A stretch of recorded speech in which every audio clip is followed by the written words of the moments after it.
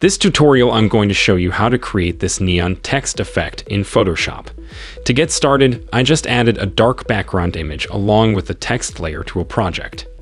Let's begin by making sure our text layer is selected and then selecting the text tool up here to change the colors to either a light blue or light pink.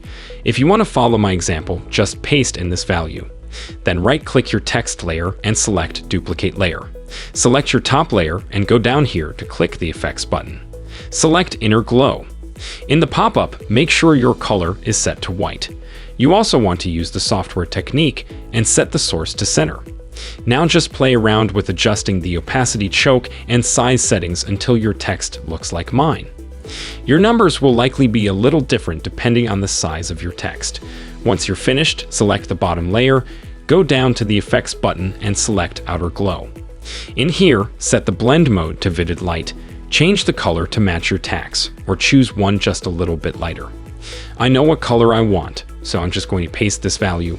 Now just adjust the opacity, spread size, and range properties until you get a look similar to mine.